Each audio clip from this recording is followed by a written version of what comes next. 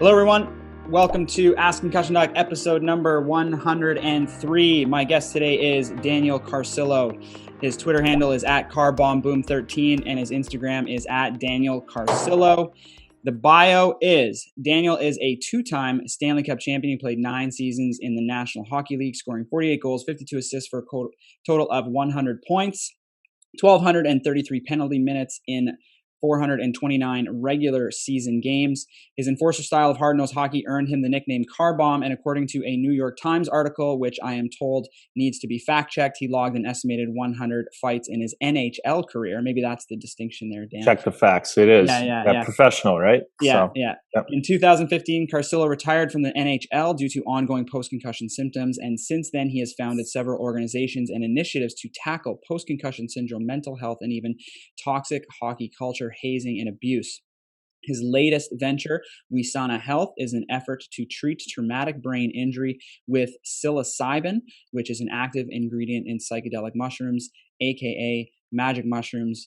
Daniel, welcome to the show. Third time's a charm. Let's see if we can get her done. What an intro, for sure. Always third time. It's a tremendous bio, my friend. That's a tremendous bio. Thanks for having me, man. I really like everything you're doing on the awareness side, so glad we found the time to do this. I appreciate that. I think people are going to enjoy this one.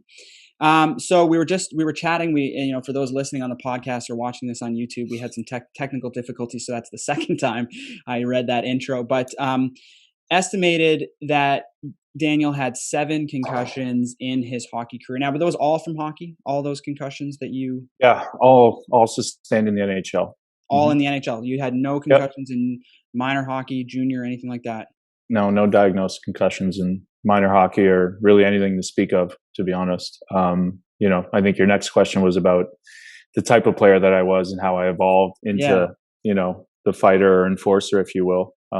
So, I mean, there was, I was in the OHL. I was a goal scorer by all accounts. Scored 30 goals a year and didn't really fight that much. But I played a certain style, and I played on certain teams where I was like literally everybody else fought. So I maybe fought 6 times and just kind of focused on being the best player I could be. But you get to the AHL, you get to play against grown men, and I'm somebody who's honorable, and if I make a big hit back then, you had to answer it with a fight. Like that's just the way that it worked. And so I found myself fighting a lot and found myself being really good at it.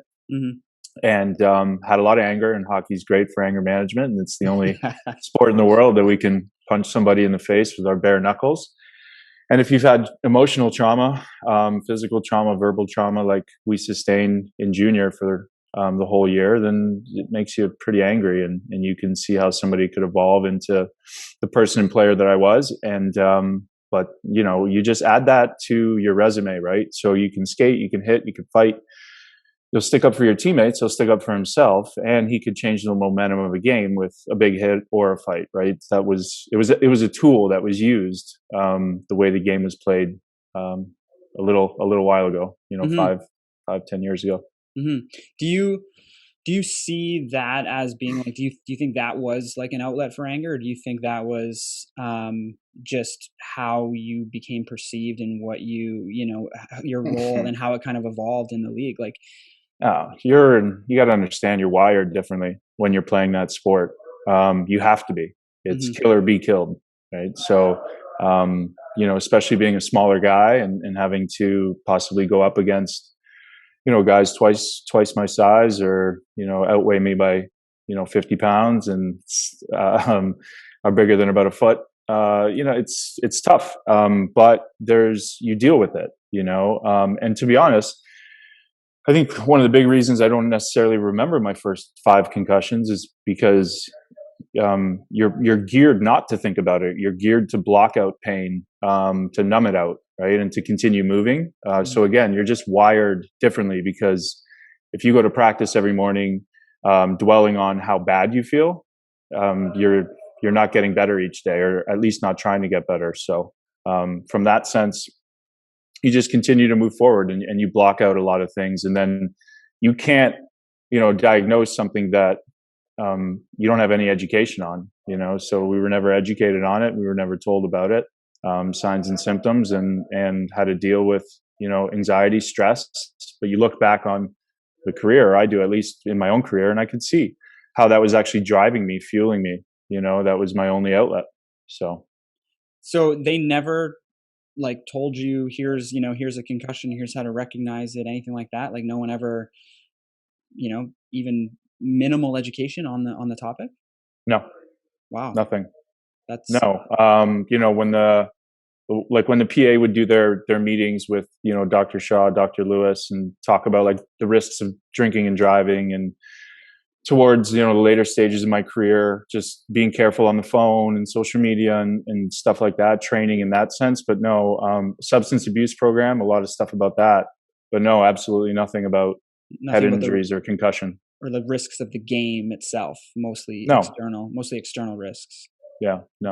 That's I mean, that was the basis of the lawsuit, right? Withholding this type of information from us, when then, that effectively takes the, educated decision out of my hands. And, then you see a lot of guys, looking back to have medical treatment covered, so that was a big part of the basis of the lawsuit. But, and then education, awareness, inherently, hopefully things change for the better. I think that a lot of these leagues can gain access or knowledge from, NASCAR or IndyCar, that uses a lot of these eye movement tests, that if guys are hurt, with the earbuds in their ears for measuring G-force, if it registers a certain way, they get pulled from the car right away. That could effectively, if they really want to track in a meaningful way, could be implemented. They have the technology for it, right? There's for sure they do. Yeah, there's research that's being done using these systems, which is called the head impact telemetry system. It's accelerometers placed within helmets that can do this, and even other sports, they can do it in mouth guards. They can do a lot of different things to actually track head impacts and G forces, and we know kind of around the range and where concussions happen. And so I think it would help with the diagnostic picture. I mean, you got spotters sitting in stands, but imagine if they had data coming into them as well. I think it would be a big thing. So I think you're absolutely right. Wait, does hockey use data now? I don't know what's being done. There's no, I mean, being facetious, like that's all they use now, right? Is these analytics to track performance. When but like are they this using it per head? Right, but like let's forget about tracking injury. Let's start talking about performance. How you get guys protected, right? And that's through vestibular system training. That's through visual ocular training, through these brain training and cognitive performance programs that you can go through, and that you can optimize. Because we talk about what you can do to protect from concussion. There's only one known neuroprotectant on earth, and it's patented by the US government, and that's non-psychoactive cannabinoids. So CBD, CBG, things of this nature that come from the cannabis plant, or some are hemp derived. And then there's seeing the hit, right? And being able to tense up and the strength of your neck muscles from stopping whiplash. That's it. Just think about, if you think about just a fender bender, or most fender benders, and why people come away from it so damaged, because they don't see the hit coming. And so then the impact and the whiplash effect causes more damage inherently. So if we just focus on those three things for athletes, and the supplementation aspect, I think that they can be in a lot better spot, as well as baseline. Then you have a baseline, then you track. If you have a baseline, then you're better able to rehabilitate back to that baseline and then further optimize. So there's so many things, man. And then guys will be better. Like you'll have better athletes that are better protected, because with longer one of the things, exactly. And they'll be better so you have a better product on the ice, and you'll make more money. And then guys won't be suffering as much when they leave, right? So it works really, really well. And hopefully, that's honestly one of the most exciting things with Wisana Health is, and we've spoken about this before, is we have the option, if we really want to go down this path, which obviously I'm very passionate about it, to standardize some sort of level of care for concussion or TBI rehabilitation. So that's, it's not just about delivering a medicine, it's about using these evidence-based protocols and then making them better, enhancing them, and then working with the right doctors, doing the right research. It's really imperative.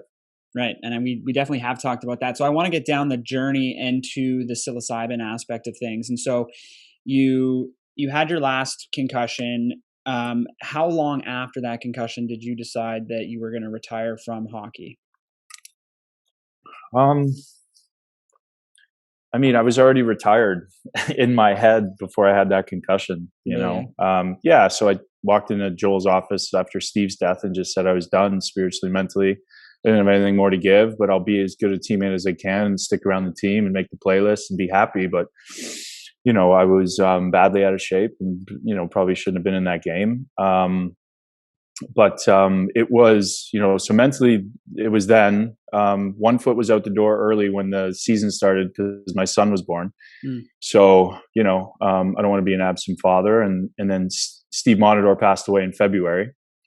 So then it was, you know, I was 90% there. And then after the seventh concussion, it was just like, I have no more to give, you know?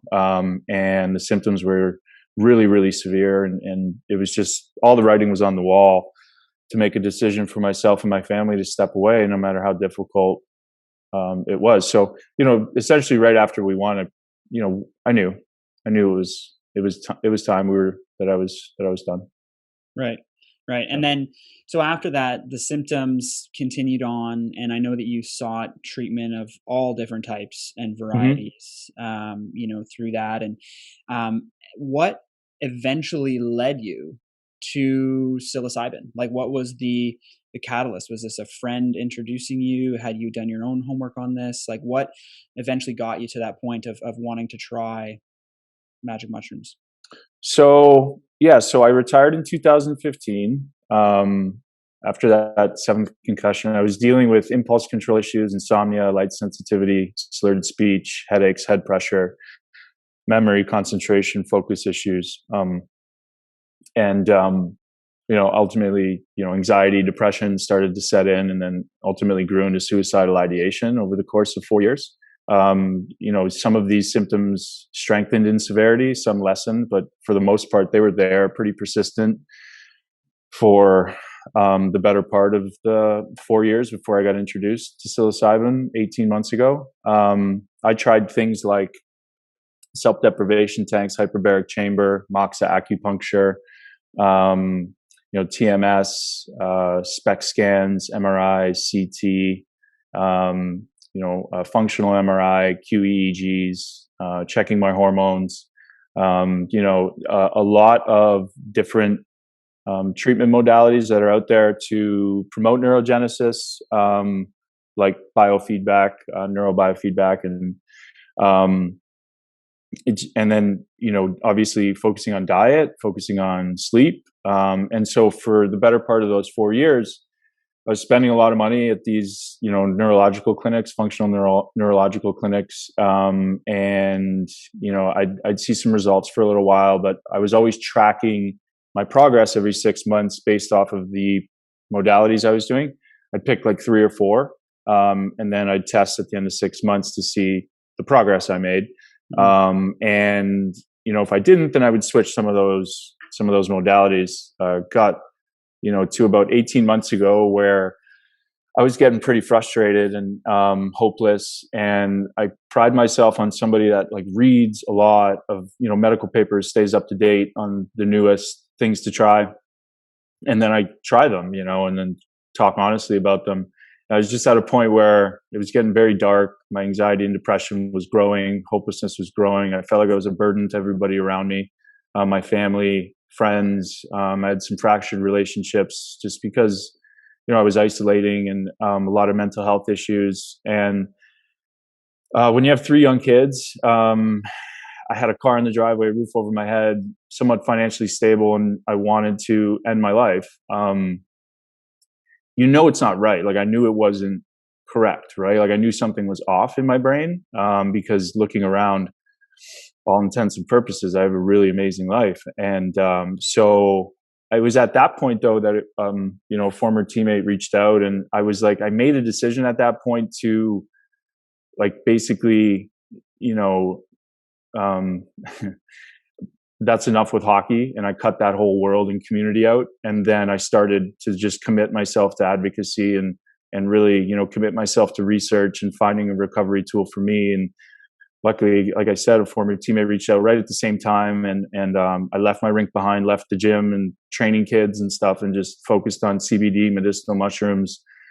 And I was introduced to psilocybin, and we did a really, really big dose, 5+ grams, and I woke up the next day. It was the most difficult 2 hours of my life. And I want to preface all of this by saying this is my journey. This is in no way, shape, or form any type of medical advice, or this is just things that I've tried and things that could just. I just want to speak about my recovery journey and what's worked for me. Mm-hmm. And so, I did that in a responsible way. I prepared for it. A responsible shaman, responsibly grown medicine. The set was right. The setting, my intention was to recover brain health and just, try to change perspective on my view of the world, and my injuries. And, it did that for me. And I woke up the next day, feeling different. I had, for some reason, more energy. I had a little zest for life. I remember kind of shooting up out of the bed rather than just dragging myself out of the bed. I wanted to learn. I wanted to learn about farming and CBD genetics and medicinal mushrooms. And, I started to making correlations between the last 4 years of concussion paper research and PubMed papers and supplementation and, different structural things that happen in the brain, and just realizing, always hearing things like BDNF, and then I was starting to read about these supplements and seeing the same type of verbiage and correlating the knowledge back to how this could maybe work, and then delved in harder, into the science. And, as my symptoms continued to fade away, I started to read about, geez, how could this work? Why do I want to feel more connected to my family? Why do I want to get back there?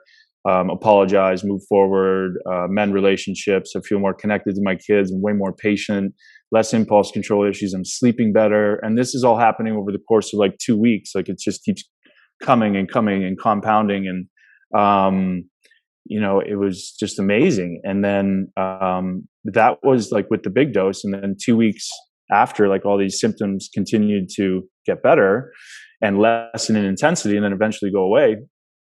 I continued on this microdosing protocol. So it's a sub-hallucinogenic dose, really, really small dose of psilocybin in combination with some of these other adaptogens and cannabinoids.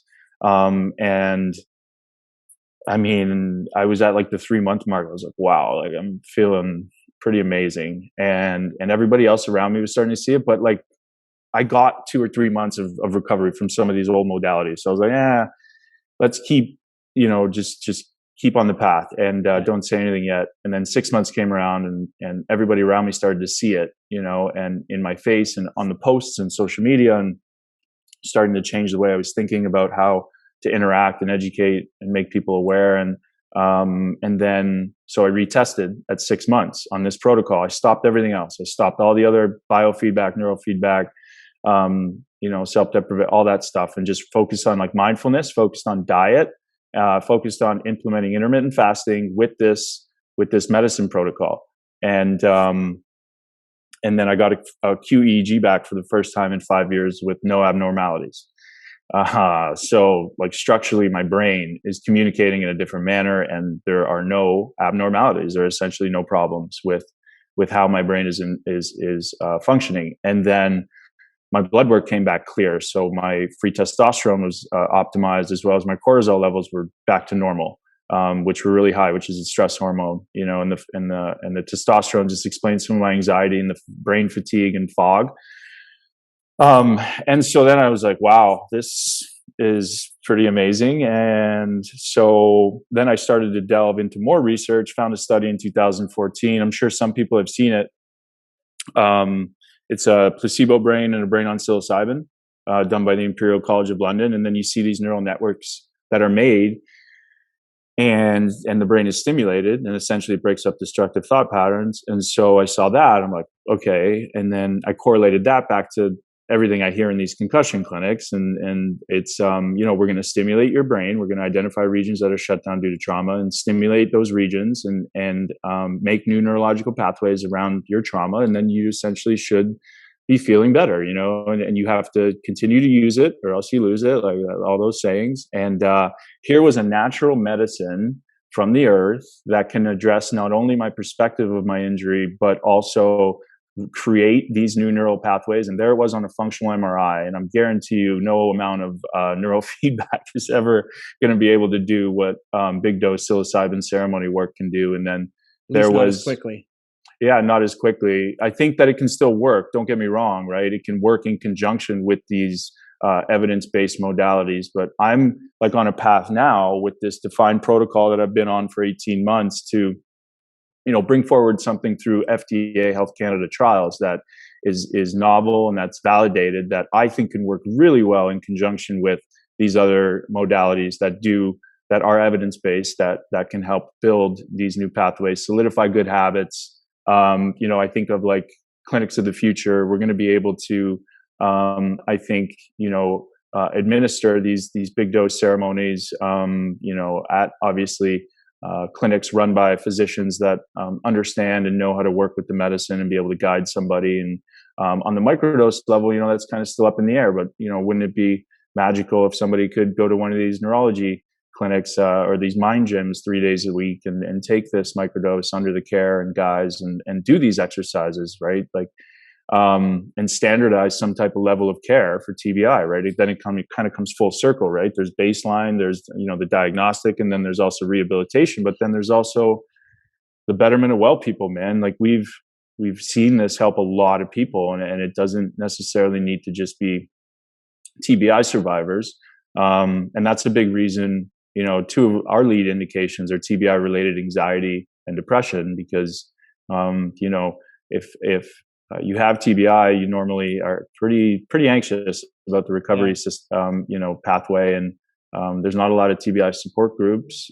So hopefully, I think like Wisana wants to, be an outlet and a support system in combination with people like yourself and others that have been doing the really good work and the outreach and have a really great following. And so, yeah, it's exciting. Yeah, the journey's been pretty exciting. Yeah. I mean, the term is magic mushrooms, and it's interesting because it seems to do a lot of things that, have a lot of magic behind them. I was doing research in preparation for this. I've been wanting to dive into the psilocybin research a little bit more, and this just gave me an excuse to do that. Right. So, for those listening, here's kind of some of the things that it's been shown to be helpful for cluster headaches.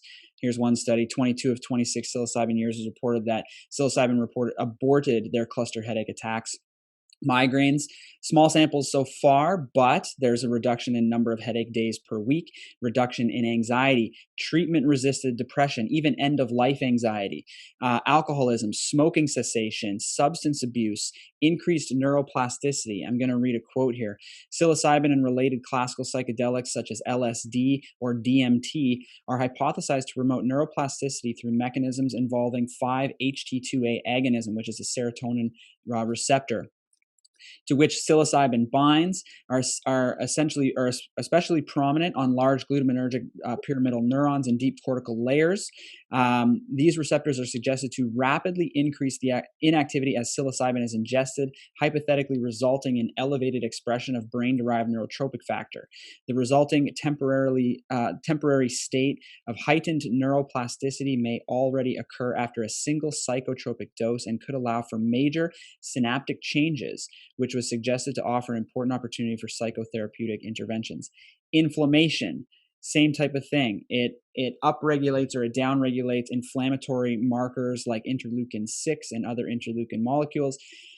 It's insane what these studies are showing and what the potential of psilocybin is, and especially in this space. And like I told you before when we were chatting over the past couple of weeks, is that this is something that I was just waiting for somebody to come along in the brain injury space, because, like you, I've been going through all the research obviously on this for years, and you just see the writing on the wall in terms of how, helpful this may be for some elements of PCS and even the other mental health aspects that go along with PCS, right? The chronic anxiety and things like that. Mm-hmm. So I want to ask you a little bit about your actual experience, your big dose. I don't know how, comfortable you are talking about it. A lot of times, a lot of it can be painful, but would you say it was a mystical experience? Was it a positive experience? Was it a scary experience? You said it was the toughest 2 hours of your life. And, Yeah. people will experience sometimes, a quote unquote bad trip.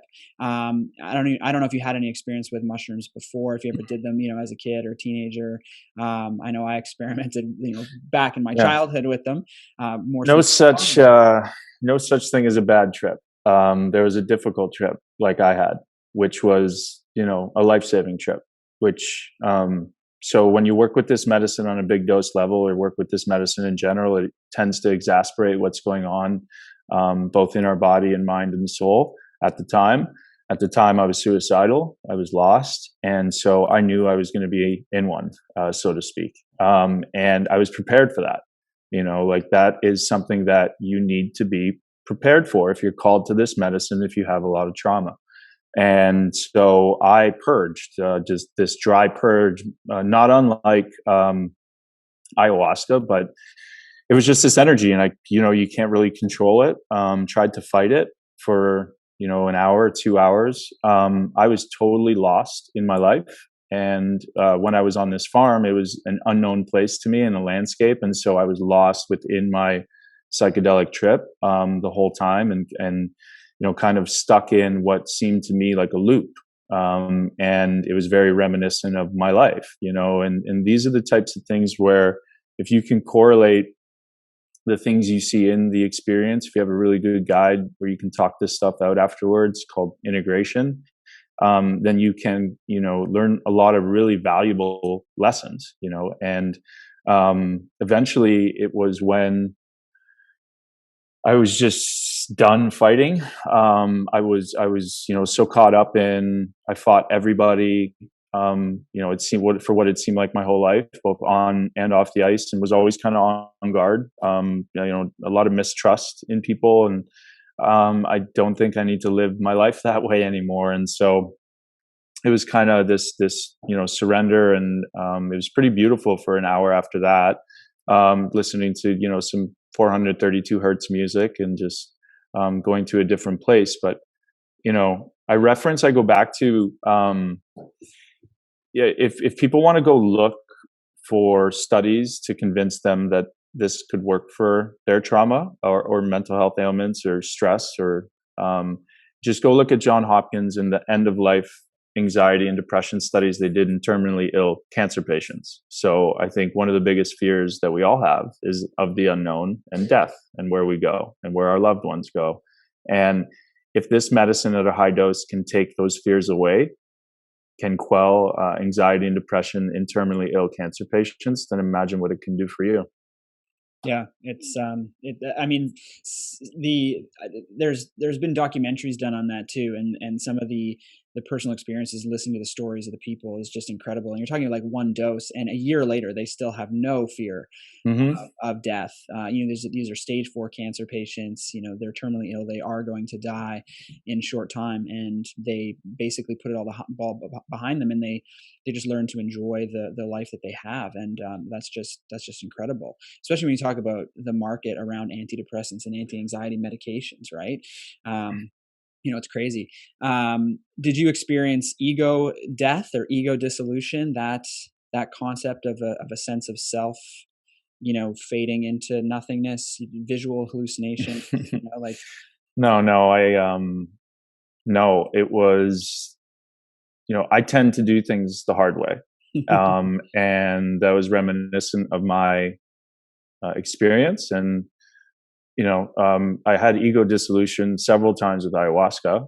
That was about 8 months into my journey. But no, not with psilocybin. So you've done ayahuasca as well? Yeah, I did ayahuasca. Yeah, 8 months after, about 2 months after I got that clear QEEG. I was very hesitant to do it because I was feeling so good. But it was with the Heroic Hearts Project. They're a 501c3 veteran organization that connects veterans dealing with mental trauma to psychedelic therapies and experiences. And so we put together as kind of like brainchild. We put together athletes, executives, and veterans, all healing together, these types of like warrior spirits in a sense. And so it was, it was really profound. The reason I ended up going is because there's articles to suggest that there's compounds within the ayahuasca vine and the charcuterie bush that, contain neurogenesis properties. And so there was still more I wanted to do. Everyone's like, "Are you healed now?" There's no such thing. It's a constant moving forward and peeling back the layers and just getting better and trying to evolve and getting more connected to people that have both passed on and, to people that are still here. I'll go over here because I know there's a lot of comments happening in just a second, but I have a couple more things just to ask about, like the microdosing schedule. How do you do that? Is that, do you do that every day? Do you do that every couple days? There's different ways of people thinking about this. I just want to know kind of what schedule you've found to be helpful, and then how many other big doses have you done since? So there's three, or two, I guess, socially accepted protocols, but I always tell people this is natural medicine. And a lot of the known side effects are minimal, and some nausea, and so you just choose what works for you. Try it. And so some of the accepted ones are 3 days, 4 days on, 3 days off, dosing once every third day. And then there's 5 days on, 2 days off, and there's a whole bunch. I've used something that's worked for me. I don't want to specifically kind of say it, but there were like a bunch of loading doses, spaced out. Sometimes every other month, sometimes once every 3 months, and then lately it seems like now as I continue down the path, I need the bigger doses less and less, which is really nice. And so that means I'm able to stay in these good habits longer now, these neurological pathways. And so it's a pretty, it's specific to the individual.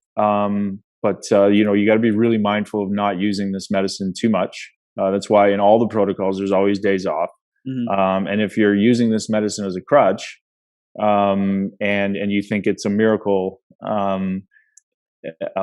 capsule, it's not. It helps you open the door, so to speak. You still have to walk through it, and you have to want it, and you have to use it with intention. And that's also why too, like I started in advocacy, and then you get to a place where you can help a lot of people, thousands of people, but I want to help millions. And we think we have something that can be, researched in a meaningful way, but also like we could be signaled to the noise. And there's a lot of noise out there right now.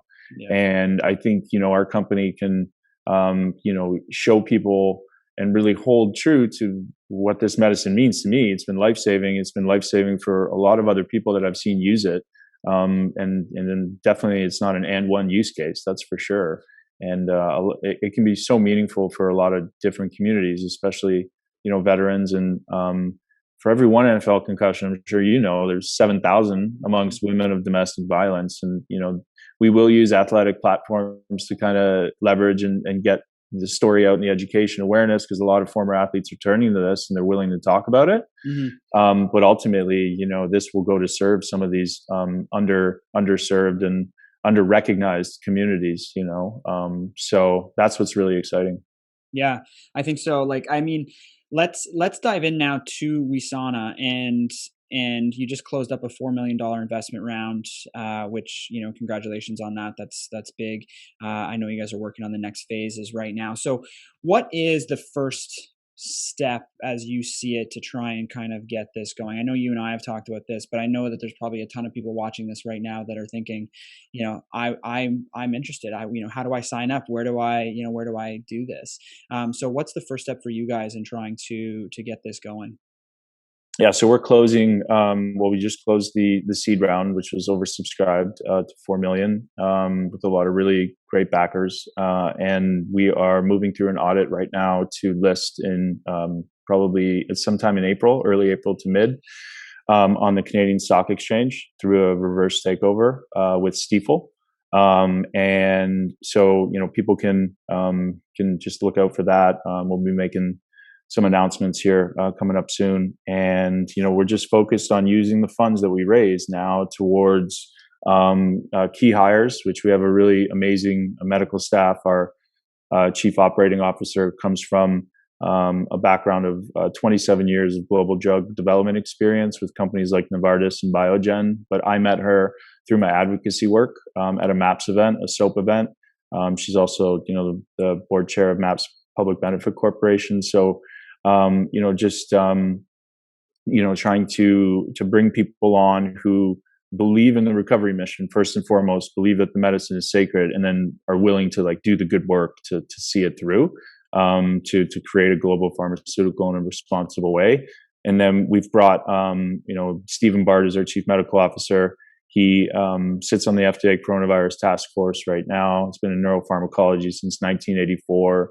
And he's got a lot of, really great relationships in the industry, and has been the lead principal investigator of over 400 clinical trials himself. So just a rock star veteran. And then Mark Wingertson, who comes from GSK and Pfizer, and has a really great background and PhD in pharmacology, psychopharmacology. So a really great, clinical team that's driving this forward. And you asked kind of what the first step is. First step was capital. And then the next step is now to do the work. So we have preclinical work planned with Charles River, and we have 2 patents filed on TBI, specific to our composition of matter on the microdose side, and then a novel protocol with the loading and maintenance doses, as well as a delivery method. And we have that on TBI, and we also have it on migraine because it's helped my wife's migraines for the last 7 months. So it's funny that you mentioned that. We've seen it help a lot of indications, right? Because PCS, it covers, a good 20, 30 indications. So those are included. And we'll look at all of those moving forward. But the first 2 indications we're going to study are TBI related anxiety and depression. There's well-validated endpoints with the FDA on anxiety and depression. And then we have the ability to go off-label with this formulation for just those 2. And so that's kind of what our preclinical work is focused on. And then as we move through this year, we're also working with MMS on the regulatory side to create our briefing packages, they're called. So when you want to apply for an indication to regulators, you have to apply in Health Canada through an IMPD, and then create this briefing package, as well as through the FDA. It's called an indication filing for the 2 indications that I mentioned. And then you include this data that we're collecting as far as the preclinical work we're doing, and then the retrospective studies that we're going to be doing on some of the people who've been on this protocol already. And then once that's done, in Q4, we'll file, go to a meeting. We'll do the pre-IND meeting in Q3 and just kind of lay out to these regulatory bodies what we think our clinical plan is going to look like, and present all the data that we've been collecting over the last year. And then, move forward with that FDA meeting as well. And then if they say, yep, this looks great, or they'll say things like, oh, you might want to add this or take this out. You don't need to do that. That's too much. Then we'll go back, prepare, finalize for Q4 of this year, and then get approval. Once you get IND, IMPD approval, you can move into in-human phase 1 testing. So we hope to do that in Q1 of 2022. Nice. And then in the meantime, we're exploring the idea and possibilities of helping people right now through the special access program in Canada. So we're in talks with regulatory health officials there to see if we can get people some of this life-saving therapy and medicine now for the unmet medical patient need of TBI. Nice. Yep. So, it sounds like you're going to be busy over the next year, but it sounds like things are going to hopefully move quite quickly. You just mentioned a term. I want to just throw it out there for people. You mentioned the term MAPS. That is the Multidisciplinary Association for Psychedelic Studies. Mm-hmm.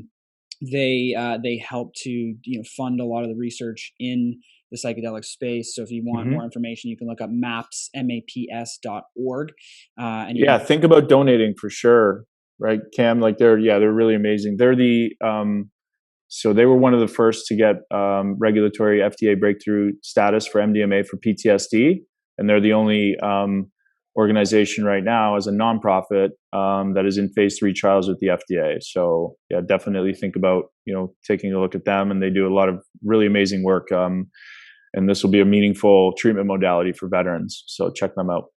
Yeah, I think that's a good point. Okay, so I want to give people a chance. I know there's been some questions coming in across the board. I don't even feel like reading all these. There's so many, but what do you got? Yeah, if anyone has any questions here, I'm just looking. There's just a lot of comments and stuff like that. But let's see. See if any. You living in the States or Canada? I am in the States. Do I have different questions than you? Most likely, right? I don't know. I think they're the same. Should be the same. You're a great man, Dan. We don't need to read those comments. Concussion is a living hell. Yes, it can be. That's for sure. Here's one for you. Do you still watch NHL games on TV? I mean, no, I don't. No, I've come across like a few highlights. I just don't have time. When I'm home, I'm with the kids. Yeah, so. Me too. Yeah. I've never really try not to be on TV. I've never really been a big hockey watcher. I'd rather play. No doubt. How is magic mushrooms compared to ketamine? Yeah, that's a good question. Yeah, I'm not qualified to answer that though. So I'm really not either. I mean, it's just a different mechanism of action, I think. But I think it's along the same line. It's a type of psychedelic. What do you think about NAD? NAD? Yeah, do you know about it? No. There was actually like a doctor here in Chicago that melds NAD with ketamine infusions. Oh yeah, I know there's ketamine clinics, right? And there's tons. That's what's offered right now. How much milligrams are in your microdoses? Do you do actual mushroom? Or are they synthetic? No, they're actual. Yeah, the natural. And do you like grind them up and do your own capsules, or how do you do that? No, they're just gifted to me. They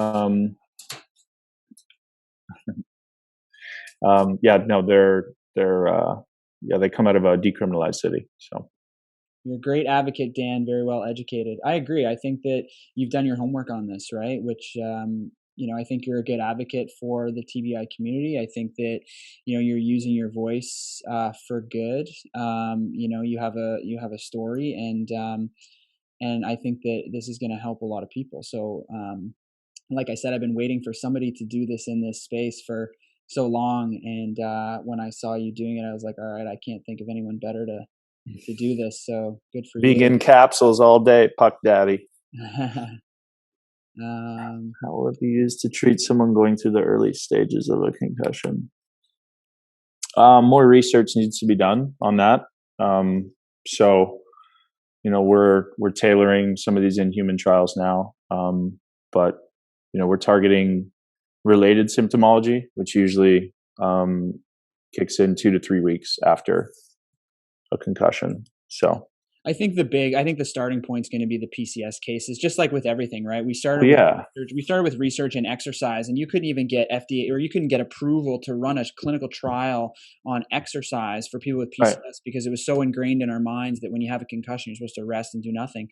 And so it started with the really chronic patients, the patients that weren't getting help, and with any type of other, validated treatment. And so then it kind of works its way back, where now we're actually running, randomized control trials on people as early as, a week after injury.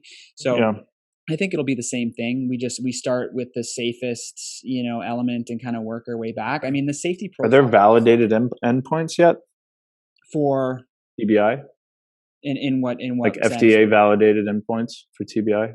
Like structural, no, right? And so that's and that's why we so that's a problem. So we have to do more research, right, to get to that point, because that's also why TBI related, right? Just if there's no endpoints, so it's like how do we get there? Like how do so many variables, but how do we get there? How do you prove that a concussion has even happened? Right. Like there's no way to definitively diagnose that a concussion has happened. It's a clinical, it's a clinical diagnosis. So right. how can you definitively show, it's a very difficult question. So and we've touched upon this with the, and this is, good education, I think, with the blood test that came out, and what, maybe you explain to people what that's going to do, because you had a good explanation about it. So the blood test is to be used in emergency departments because of the blood-brain barrier. When somebody gets a concussion, they may get a concussion injury, but the compounds, because the blood-brain barrier doesn't allow a lot of stuff to go back and forth, it kind of keeps our brain from any type of external pathogens. So if the brain gets injured inside the blood-brain barrier, it may not leak out into your blood. But if you also damage the blood-brain barrier, like if you had a bleed, then you would start to see brain-specific proteins in the blood system. And so the idea is that when you get a concussion, if we're going to CT scan everybody, it's a lot of radiation. And so the idea behind this blood test now is that it can potentially pick up who has a bleed and who doesn't, which just protects people from getting unnecessary radiation. So it's not a blood test to diagnose concussion. It's a blood test to rule out the chance of there being a bleed. So that's why I think a lot of people see that stuff and they key on the fact that there's a blood test for concussion, but there actually isn't. I want to talk just quickly about the fMRI studies that have been done on this, so just people understand kind of how this may work, because you were talking about the different connections happening when you have a placebo brain and then you have the brain that's on psilocybin. You see all these crazy connections that start going and connecting with areas of the brain that are not normally connected in somebody that's not under the influence of psilocybin. There's two main brain networks. One is your default mode network, which is also called your ego. So I asked Dan about ego dissolution. And one of the reasons, one of the main reasons why psilocybin is thought to work is that it improves your executive function networks, and it actually quiets your default mode network, which is associated with negative thought patterns, which is associated with rumination, which is associated with anxiety, depression, that type of thing. Yeah. So, and the fMRI studies have all shown this. So that's and that's important too, like why people can break these destructive thought patterns, because the default mode network is a place that we basically, like in layman's terms, just hold all our programming. So everything we've seen on TV, our family like constructs, who we think we are as a person, everything. So that's why it's really great. And they kind of call it a reset, or, Michael Pollan describes taking a big dose psychedelics as, shaking the snow globe, or, getting to a hill with fresh powder on it. So like the next morning you kind of wake up, and you can go anywhere on the trail, right? You don't need to go in these defined paths that have been so ingrained in us for so long. And so that's what's really, really exciting too, because with injury survivors or TBI survivors, or just people that don't necessarily understand symptomology or the injury or where to go, or it can be scary. So I think implementing, through some type of big dose ceremony with intention, that we can be positive and we can get better. Like I was an extreme TBI case, and I am no longer suffering from any of those issues. Life happens, stress happens, and I know how to deal with that now in a really healthy way. But with what I've been able to do over the last almost 2 years, it's hope to be a testament to we can get better than our injury, rather than thinking we want to be the person we were before our injury. So that's what's really, the most exciting part about this. Yeah, I think it frames, recovery in a whole new way. See if there's any more questions here, but other than that, I think I'll just let you go, and maybe we'll do a round 2 as things get going with clinical trials and moving things along. I think this is something that's super, super important, and I just want to thank you for coming on and sharing that with us today. See if there's a couple more questions here. Treatment options. Can I reach out to you, or what should I do? I think so Maps is really integral. You can go on Maps if you're interested about learning how to gain access to this. unless you're a TBI survivor, just look for like these upcoming announcements and emails on the special access announcements. But for the most part, go on maps, and there are test sites that are running clinical trials with psilocybin for various number of indications, and see if you qualify. That's one way to legally access this. And then there's other ways too, but I won't mention them. And you guys can, kind of just do your homework and just be very responsible. Yeah, sometimes it's hard to find, but there are places, in a lot of city centers that do it. But like Dan said, be careful, be responsible. Yeah. Thoughts on lion's mane mushroom? Do you incorporate that at all? Yeah. Yeah. Yep. Yeah, me too. Yeah, for sure. For sure. I mean, big time BDNF boost from the main. So yeah, cognitive performance, memory, concentration, focus. Again, just know your source and know where you're getting it from. Yeah, reduction of Alzheimer's. There's been studies on animals looking at reducing beta amyloid protein, so which is a huge thing for Alzheimer's disease. So I think there's potential there, and I think the research on this is just getting started. So again, our guest today, Daniel Carcillo. They can find him on Instagram at Daniel Carcillo13 and on Twitter at CarbonBoom13. Anywhere else people can find you, the company is Wisana Health. Look out for them going onto the Canadian Stock Exchange in, you said, about April, hopefully. Fingers crossed. Yep. No, we're tracking. We're moving. We're tracking. That's everything that I was doing today. Yeah, man. I know. We're on pace for sure. All right. Well, I appreciate you making the time, and I'm glad that we were able to make this work. So, cheers. Let's we'll end it here on the live, and then we'll go from there. Okay, cheers, guys. Thanks for joining us. Thanks, man.